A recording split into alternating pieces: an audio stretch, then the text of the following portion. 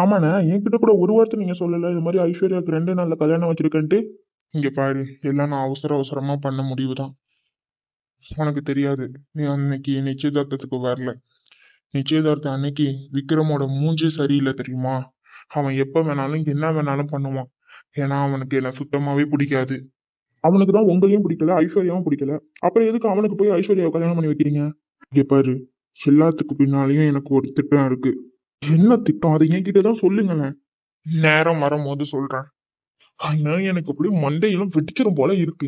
நீங்க ஏன் கிட்ட மறைக்கிற அளவுக்கு அப்படி என்னதான் திட்டத்தை போட்டு வச்சிருக்கீங்க? இங்க பாருடா, உன்கிட்ட மறைக்கிறதுக்கு இங்க ஒண்ணும் கிடையாது. சரியா? எல்லாம் நடக்கும் போது சொல்லிக்கலாம்னு நினைச்சேன். ஆனா நீ என்னன்னா இப்படி பறக்குற. இந்த கல்யாணம் தள்ளி தள்ளி போக போக எனக்கு தான் பிரச்சனை. இந்த விக்ரம் ஏதாச்சும் பண்ணி இந்த கல்யாணத்தை நிறுத்திடுவான். அவன் நிறுத்துறதுக்குள்ளேயே நான் சீக்கிரமா இந்த கல்யாணத்தை முடிக்கணும். அவன் என்ன திட்டத்தை போட்டுட்டு இருக்கானே தெரியல. அவனுக்கு இந்த கல்யாணத்துல அறவே விருப்பம் இல்ல. ஆனா எனக்கு அது முக்கியம் கிடையாது. என் பொண்ணு அந்த வீட்டுக்கு மருமகளா போகணும், அவ்வளவுதான். அவன் தான் உருகி உருகி காதலிச்சிட்டு இருந்தானே. அதனாலதான் உங்க பொண்ணு மேல அவனுக்கு எந்த ஒரு விருப்பமும் வரல. யாருக்குடா வேணும் விக்ரமோட விருப்பம்? முத்தையா கிட்ட கேட்டேன், அவனே சரின்னு சொல்லிட்டான். இனிமே விக்ரத்தோட விருப்பம் கேட்டு என்ன பிரயோஜனம்? அவனுக்கு விருப்பம் இருந்தாலும் சரி இல்லைனாலும் சரி, என் புள்ளைய கல்யாணம் பண்ணி தான் ஆகணும். அவனுக்கு வேற வழி கிடையாது. அதுவும் இல்லாம முதல்ல அவனுக்கு பின்னால தானே எல்லாம் நின்னாங்க. ஆனா இப்போ எவனும் நிக்க மாட்டான். ஏன்னா அவனுடைய வாழ்க்கையே நான் அழிச்சிட்டேனே. இந்த இளவெடுத்தவனுக்கு ஒரு வேலை மயிரே கிடையாது. எப்ப பார்த்தாலும் இங்க வந்து உட்காந்துக்கிட்டு எதையாச்சும் ஒண்ணு பண்ணிக்கிட்டு இருக்கிறது. என்னடி இந்த பக்கம் வந்திருக்க? அது ஒண்ணும் இல்லைங்க. இன்னும் 2 நாள்ல கல்யாணம்னு சொல்லிட்டீங்க. பிள்ளைக்கு நகை புடவை எல்லாம் எடுக்கல. அதான் அதுக்கெல்லாம் நீங்களே சொல்லிட்டீங்களா இல்ல நாங்க போய் எடுக்கட்டுமா? அதான் உங்ககிட்ட கேட்டுட்டு போலான்னு வந்தேன்.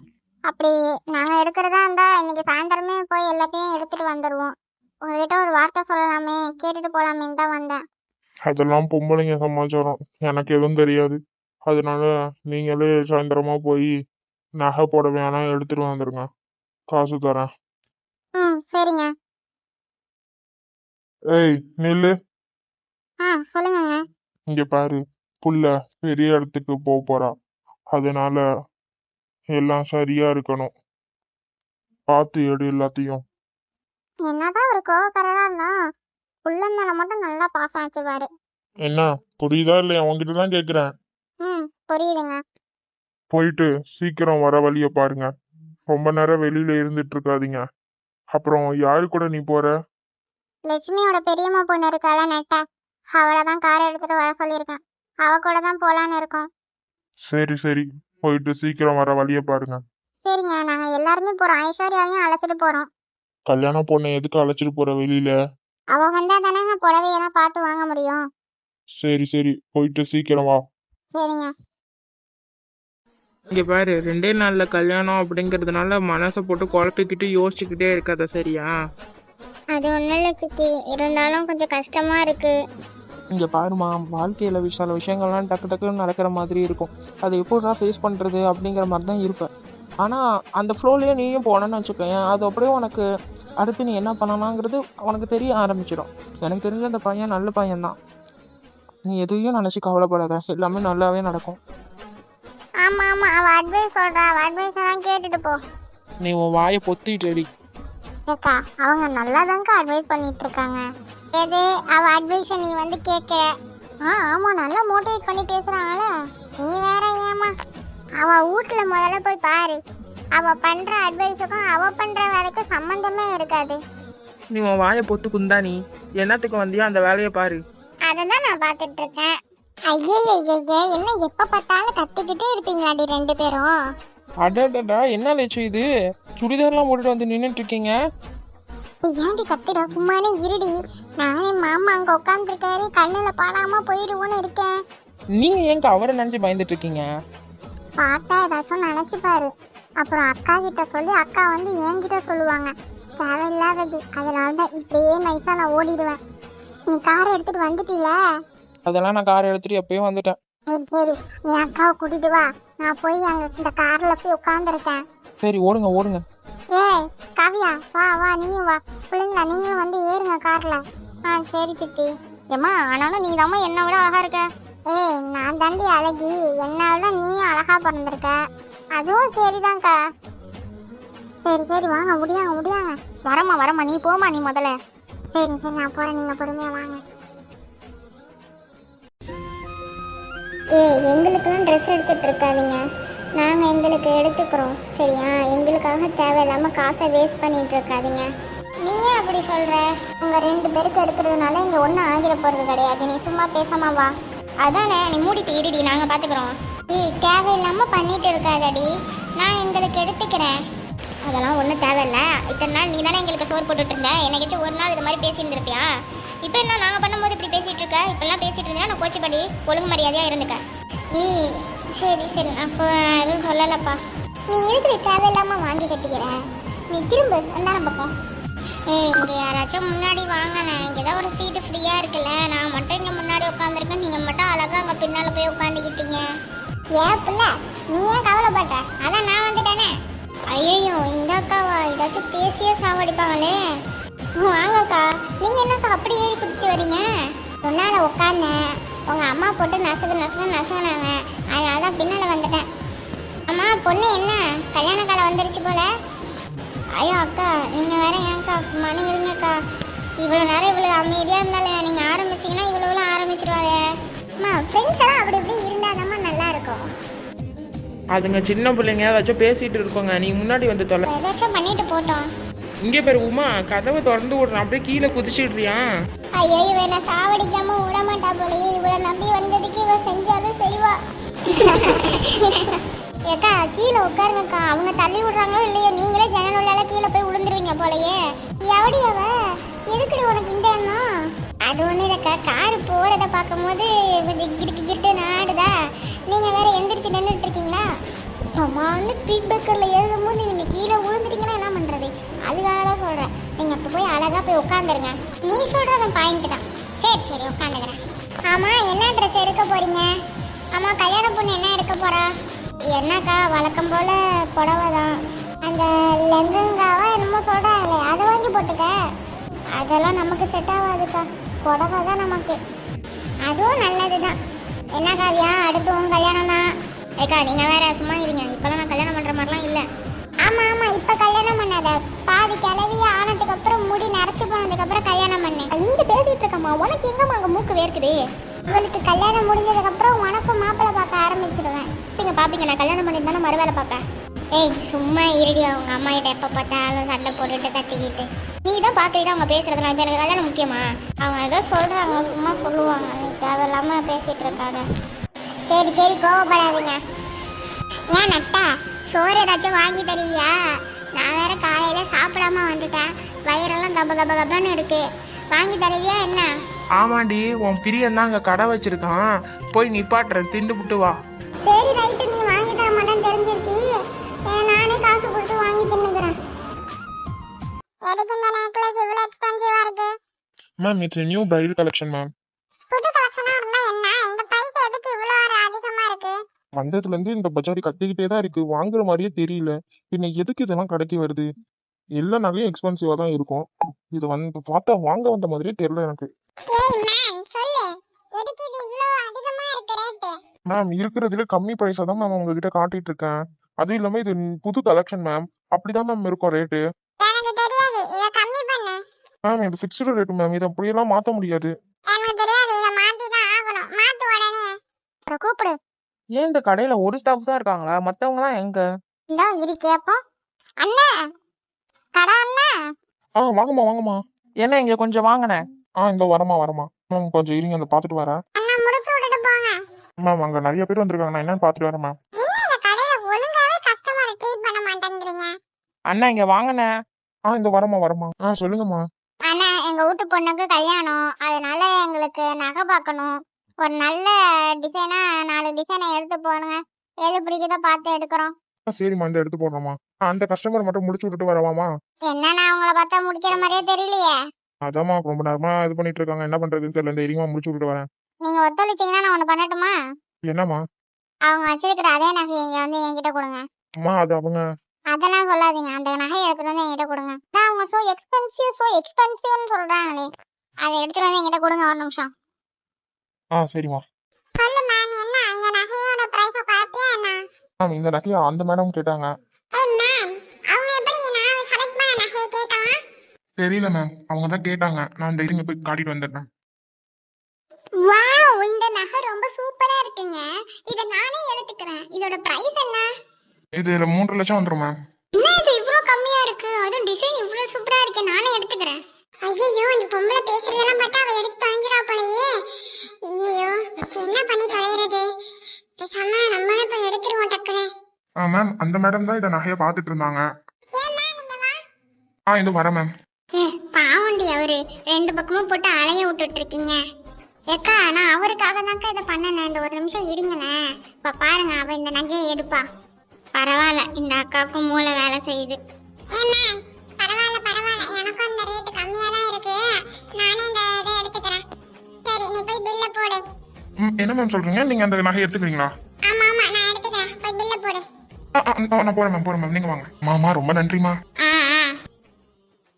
பரவாயில்லையே உமா, உனக்கு கூட மூளை வேலை செய்யுது. உன்னையே எனக்கு நல்லாவே வேலை செய்யும். உனக்கு அதுல பல எக்ஸ்பீரியன்ஸ் இருக்கு உமா. நீ நிறைய தடவை ஏமாந்து வாங்குவீல இந்த மாதிரி. நீ உன் வாயை பொத்து. சரி சரி, சண்டை போட்டுட்டு இருக்காதீங்க. சரி பிள்ளைங்களா, நீங்க அந்த சேர் மாதிரி இருக்கலாம், உட்காருங்க. நாங்க நகையை பார்த்து எடுக்கிறோம். சரிம்மா. ஐஸ்வர்யா, நகை நீ பார்த்து எடுக்கிறியா இல்ல அம்மா நானே எடுப்பா? இல்லம்மா, நீயே பார்த்து எடு. நான் அங்க போய் உட்காடுறேன். சரி, நான் வந்து பார்த்துட்டு உன்னை கூப்பிடுறேன். நீ அப்ப மட்டும் வந்து பாரு. சரிம்மா. அண்ணா, கொஞ்சம் சீக்கிரமா வாங்கண்ணே. இந்த வரமா. சரிங்கம்மா, இந்த புதுசா வந்த கலெக்ஷன்லாம் எடுக்கிறேன். நல்லா இதாக எடுத்து வைங்க. ஏன்னா இது எங்க வீட்டில் நடக்க போற ஃபங்க்ஷன். அதனால இது ரொம்ப நல்லா இருக்கணும். அதனால நாங்கள் ஒன்றத்தி பார்த்து பண்ணிட்டு இருக்கோம். நீங்களும் நல்ல டிசைனா பார்த்து எடுத்து வைங்க. இதை எடுத்து வச்சிடறேம்மா. எந்திரிங்க. ஏன் நட்டை, இவர் ஏன் இப்படி சோம்பேறி மாதிரி எடுத்து வச்சிட்டு இருக்காரு? சுறுசுறுப்பா எடுத்து வைக்க மாட்டாரா? இங்க பேரு வாகா நிக்கிற, அப்படியே ஒரு உதச்சுன்னு வச்சுக்கேன், செத்து போயிடும். ஒழுங்கு மரியாதையா வாயை பொத்திட்டு. சரி, இவ்வளவு எடுக்கிறோம். ஒரு சேர் இல்ல, ஒரு ஜூஸ் இல்ல, இதெல்லாம் என்ன கடை? எனக்கு ஜூஸ் தானே வேணும் இந்த ஈரி. ஏன் ஐஸ்வர்யா, உன் கல்யாணம் தானே, நீ தானே நகையை பார்த்து எடுக்கணும். நீ என்ன இங்கே உட்காந்துட்டு இருக்க?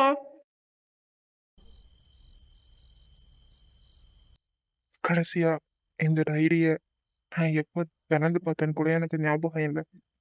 ஏன்னா இதை திறக்கிற தைரியம் எனக்கு இல்லை. ஏன்னா ஒரு பக்கத்துலயும் நீ இருக்க, ஒரு வார்த்தையிலும் நீ சிரிச்சிட்டு இருக்க. அதை பார்க்கும் போதெல்லாம் என் மனசு உடைஞ்சு போகுதுடி. நான் இப்போ அழுக போறது கிடையாது, அதே மாதிரி சோகமாவும் இருக்க போறது கிடையாது. உன்கிட்ட ஒரு சில விஷயம்லாம் பேசணும், அதுக்காக தான் நான் வந்தேன். எனக்கு இன்னும் 2 நாள்ல கல்யாணம். இதை சொல்றதுக்காக தான் இன்னைக்கு நான் இங்க வந்திருக்கேன். நீ எங்க இருந்தாலும் நான் பேசுறத கேட்டுட்டு தான் இருப்பேன்னு நான் நம்புறேன். என்னை விட்டுட்டு ரொம்ப தூரம் போயிட்டால, என் கையால கூட தொட முடியாத தூரத்துக்கு போயிட்டால. ஆனா இன்னைக்கும் என் மனசுல இருந்து ஒரு நொடி கூட நீ தூரம் போகலடி. ஆனா இன்னைக்கும் நான் உன்னை காதலிச்சிட்டு இருக்கேன்டி. நேத்தையை விட இன்னைக்கு அதிகமா காதலிக்கிறேன். என்னைய விட நாளைக்கு இன்னும் ஒன்று அதிகமா காதலிப்பேன்டி. காலம் மாறிடுச்சு, உலகம் மாறிடுச்சு, ஆனா நான் உன் மேல வச்சிருக்க காதல் மட்டும் இன்னும் மாறவே இல்லடி. நமக்கு கல்யாணம் நடக்கணும்ட்டு எவ்வளோ ஆசைப்பட்டோம், நம்ம வாழ்க்கையை பத்தி எவ்வளவோ கனவு கண்டோம். கல்யாணத்தை அன்னைக்கு உனக்கு என்ன கலர்ல சேலை எடுக்கணும், நம்ம வீடை எப்படி கட்டணும், நம்ம குழந்தைங்களை எப்படி வளர்க்கணும்ட்டு என்னென்னமோ பேசிட்டு இருந்தோமேடி. எல்லாமே கைக்கு எட்டுற தூரத்துல வந்தப்போ எதுக்குடி என்னை விட்டுட்டு போன? என் வாழ்க்கையில இது வரைக்கும் யாருக்கும் கெடுதல் நினைச்சதே இல்லை, யாரையும் ஏமாத்தல, உன்னை தவிர யாரையும் மனசார காதலிக்கல. அப்புறம் ஏண்டி எனக்கு இவ்வளவு பெரிய தண்டனை? நீ என் கூட இருந்த ஒவ்வொரு நாளும் எனக்கு திருவிழா மாதிரி இருந்துச்சு. காலையில எந்திரிச்ச உடனே உன் மெசேஜ், நைட்டை தூங்குறதுக்கு முன்னாடி உன்னுடைய குரல், அந்த சந்தோஷம் தாண்டி என் உலகம். ஆனா நீ போன அந்த ஒரு நாள்லயே என் வாழ்க்கையே இருட்டாயிடுச்சுடி. இன்னைக்கும் நான் தனியா நடக்கும்போது என் பக்கத்துல நீயும் நடக்கிற மாதிரி தோணுது. கூட்டத்துல நின்னா கூட நான் தனியா இருக்கிற மாதிரி தாண்டி எனக்கு தோணுது. ஏன்னா என் உயிரோட பாதி உன் கூட போயிடுச்சுடி. சில நேரம் இந்த வானத்தை பார்த்து நான் கேட்பேன், நான் என்ன தப்பு பண்ணேன்னுட்டு. ஆனா எனக்கு ஒரு பதிலும் வராது. காத்து மட்டும்தான் என்னை தொட்டுட்டு போவோம். அந்த காத்துல கூட உன் ஞாபகத்தை தாண்டி நான் தேடுறேன். இப்போ எல்லாரும் என்கிட்ட வந்து, விக்ரம் வாழ்க்கை எப்படி போகுதோ அது கூடயே நீயும் போன்ட்டு சொல்றாங்க. நானும் போகணும்னு முயற்சி பண்றேன்டி. ஆனா ஒவ்வொரு அடியும் உன்னை விட்டு விலகுற மாதிரி இருக்கு. அதை தாண்டி என்னால தாங்கிக்க முடியல. இன்னும் 2 நாள்ல வேற ஒரு கல்யாண மேடையில நான் நிக்க போறேன். ஆனா அந்த மேடையில நிக்க போறது என் உடம்பு மட்டும் தாண்டி. என் மனசு, என் உசுறு, என் உயிர், என் கனவு எல்லாமே இன்னைக்கும் உன் கூட தாண்டி இருக்கு. நீ போறப்போ என்னையும் கூட்டிட்டு போயிருக்கலாமேடி. நானும் உன் கூடவே வந்திருப்பேனே. என்னை மட்டும் ஏண்டி இப்படி தனியா தவிக்க விட்டுட்டு போனேன்? ஒவ்வொரு இரவும் உன் பேரை சொல்லிட்டு அழுகிற இந்த உயிரை பார்த்தா உனக்கு பாவமா இல்லையாடி? கடைசியா உன்கிட்ட ஒன்னு கேட்கணும். இந்த கல்யாணம் நான் பண்றது உனக்கு பிடிச்சிருக்கா இல்லையா? நான் ஏதாச்சும் தப்பு பண்றேனாடி? உன்னை மறக்கணுங்கிறதுக்காக இந்த முடிவை நான் எடுக்கல. உன்னைய மறக்கவும் என்னால முடியாதுடி. எல்லாருக்காகவும் எங்க அப்பாவுக்காகவும் அம்மாவுக்காகவும் தான் நான் இந்த முடிவை எடுத்தேன். உனக்கு பிடிக்கலன்னா நீ எனக்கு ஏதாச்சும் சின்னதா அடையாளம் கொடு, சரியா? நான் இதே இடத்துல முழுசா எல்லாத்தையும் நிப்பாட்டிடுறேன். உனக்கு ஓகேனா நான் நல்லா இருக்கணும்னு நீ எப்பவுமே நினைக்கிற மாதிரி எப்பவுமே நீ நினைச்சிருந்தா எனக்கு ஏதாச்சும் அடையாளம் கொடுக்க முடியுமாடி இப்போ? டேய் போதும்டா. நீ எப்படா வந்த? நீ அந்த டைரிய பிறந்ததுல இருந்தே நான் இங்கே தான்டா இருக்கேன். எல்லாத்தையுமே கேட்டேன்டா. ஒரு வார்த்தை விடாம கேட்டேன். சாரிடா, தனியா இருக்கணும்னு தோணுச்சு, அதனால தான் வந்தேன். தனியா இருக்கணுங்கிறதுக்காக உன்னை நீயே இப்படி காயப்படுத்திக்கலாமாடா? உன்னை இந்த நிலைமையை பார்க்கும்போது எனக்கு அதிகமா வலிக்குதுடா. அவ இல்லாதது உனக்கு மட்டும் வலிக்கல, எங்களுக்கும் தான் வலிக்குது. அவ உன்னோட காதலி மட்டும் இல்லை, எங்களோட ஃப்ரெண்டும் கூட. அவ உன் பின்னால சுத்த ஆரம்பிச்சதுல இருந்து நாங்க இவ்வளோ தெரியுமா அவளை கிண்டல் பண்ணியிருப்போம். டேய், அந்த பொண்ணு உன் பின்னாலே சுத்திட்டு இருக்கடான்ட்டு உன்னை கிண்டல் பண்ண நாள் கூட எங்களுக்கு இன்னும் ஞாபகம் இருக்குடா. அப்புறம் நீயும் அவ பின்னால சுத்த ஆரம்பிச்ச. டேய் விக்ரம், காதலான்னு நான் கேட்டேன். நீ வெக்கப்பட்டுட்டே ஓடிட்ட. அவ போனதை நினைக்கும் போது அது எங்களாலையும் தாங்க முடியலடா. அது எங்களால ஏத்துக்கவே முடியல. நீ ஹாஸ்பிட்டல் வாசல்ல உட்காந்து கதறி அழுதப்போ அதை நாங்க பார்க்கும்போது எங்களுக்கு எப்படி தெரியுமா மனசு உடைஞ்சு போனுச்சு. உன்னை எப்படி சமாதானப்படுத்தணுங்கிறது எங்களுக்கு அப்ப தெரியல. அந்த நாள் நீ அவ கையை பிடிச்சிட்டு என்னை பயமுறுத்தாதடி, எழுந்துடுடி அப்படின்னு சொன்னது இன்னைக்கும் அங்க காதுக்குள்ள கேட்டுட்டு தான்டா இருக்கு. அவ இல்லாத வாழ்க்கை ரொம்ப கஷ்டம்டா, தெரியும்டா. ஆனா ஒரு விஷயம் சொல்லவா? நீ அவளை இன்னைக்கும் காதலிக்கிற மாதிரி அவளும் உன்னை இப்போ வரையும் காதலிச்சிட்டு இருப்பாடா. அதனாலதான் நீ சந்தோஷமா இருக்கணும்னு அவ நினைக்கிறா. சந்தோஷமா? அவ இல்லாத வாழ்க்கையில எப்படிடா எனக்கு சந்தோஷங்கிறது ஒண்ணு இருக்கும்? நீ நினைக்கிற சந்தோஷம் வேற, ஆனா உனக்கு வாழ்க்கை கொடுக்க போற சந்தோஷம் வேற. அவளை மறந்துட்டுன்னு நான் சொல்ல வரல. அவளை யாராலையும் மறக்க முடியாது. ஆனா அவளையா நினைச்சுக்கிட்டு உன் வாழ்க்கையை நீயே அழிச்சிக்காதடா. ஏன்னா நீ நிக்கிற ஒரு நிமிஷமும் உன்னை நினைச்சு கவலைப்பட்டுட்டு இருக்கிற உன் அப்பா உடஞ்சி போறாரு.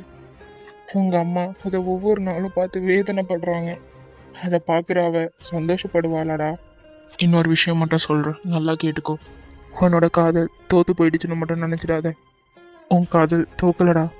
அவ எடுத்த அந்த சின்ன முடிவுனாலதான் இப்போ நீ இப்படி இங்க உட்காந்துருக்க. அந்த ஒரு முடிவு மட்டும் அவ எடுக்கலனா இந்நேரம் நீயும் அவளும் சந்தோஷமா இருந்திருப்பீங்க. உன் காதல் பொய் இல்லை, உன் கனவு பொய் இல்லை, உன் வாழ்க்கையும் பொய் இல்லை. எல்லாமே கைகூடி வர மாதிரியான நேரத்துல அவ எதுக்கு அந்த முடிவை எடுத்தா? என்ன நடந்துச்சு? என்ன பிரச்சனை?